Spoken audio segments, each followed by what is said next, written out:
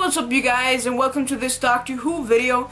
Today I'm going to be doing a review of the Adventure in Space and Time new 2013 Doctor Who movie that just aired the 22nd of November, I believe. So without any further ado, let's hop right into the review. It's going to work like it did last time, where firstly I'm going to give you a resume of the movie, a little recap. Then I'm going to tell you some facts about the movie. And then I'm going to tell you some things that I liked and some things that I didn't like about this movie. And then in the end I'm going to give you my final review of it and actually, rate it. So yeah, let's hop right into it. Okay, so this is basically how the movie goes. This is the resume. We travel back in time to 1963 to when Doctor Who first began. Although the first scene we see in the movie is in 1966, right before William Hartnell's last scene as the Doctor.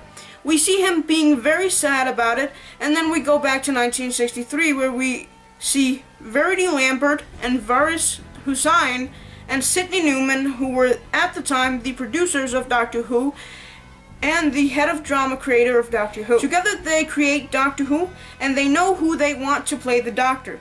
They want old-time veteran actor William Hartnell, so they book a meeting with him where they tell him about the role. And as they speak, we hear the Doctor Who theme tune playing in the background. William Hartnell says yes to the role, and before long they start to shoot the first episode, but not without problems. The set they shoot on have a lot of problems, and in general there is just a lot of mistakes with the show. But it becomes a success, and we move forward to 1964, where we see how much of a success the show has become, and we see how many young fans the show has gotten. We then move forward to 1965, where we see the same thing, but now William Hartnell's disease has gotten worse. He has become more ill, and it is affecting his work.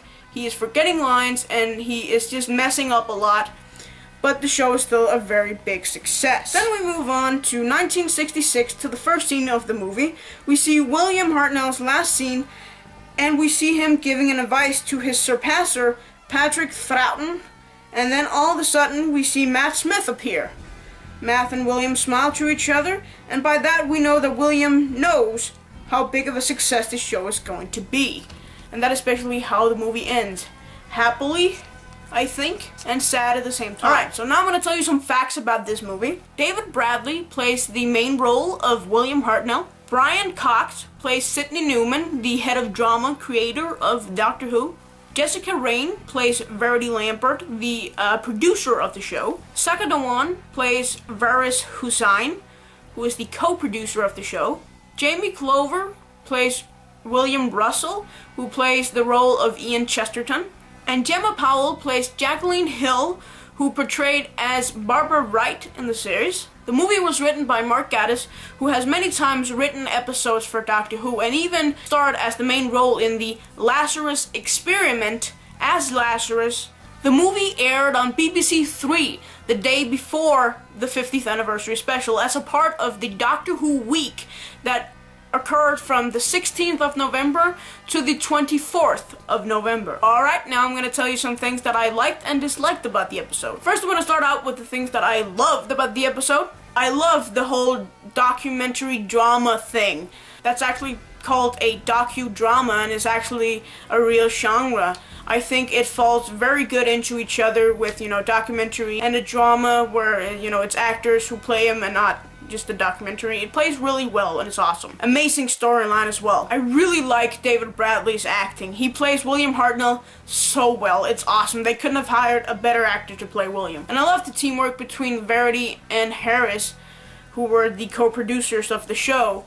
They just have an amazing teamwork together, and it just falls into the movie really, really well. I love the ending. It was so funny to see Patrick Troughton as a character as well, and also to see Matt Smith's cameo in the movie. That was just an awesome ending, I think. Oh, and my favorite thing is definitely the reenactment of the old scenes from the old series that were recreated in the movie. Oh, that was so awesome to see it in HD quality and, with colors and everything. It was just awesome. And here's some things that I disliked about the episode. I didn't like the acting of Ian and Barbara and Susan's roles.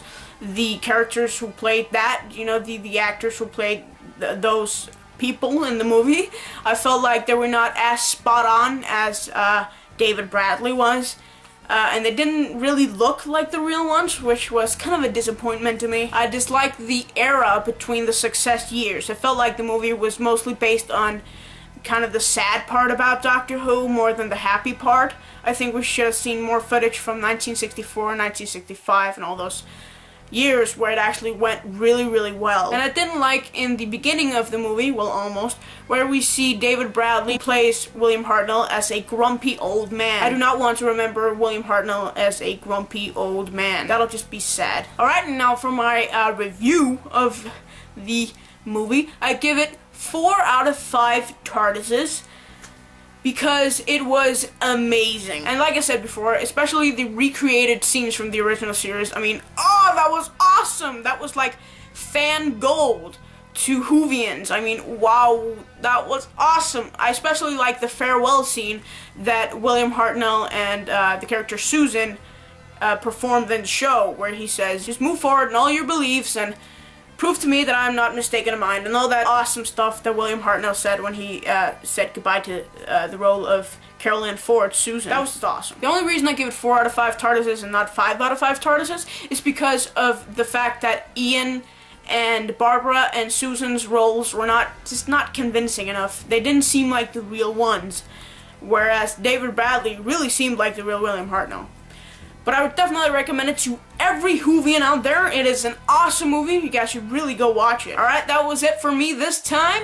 Be sure to leave a comment, and be sure to like this video, and be sure to check out my main channel, and be sure to check out my Facebook and my Twitter page. All links are below. And most importantly, be sure to check out my next video, which you can watch right here. Alon Z. Thanks for watching. Be sure to subscribe.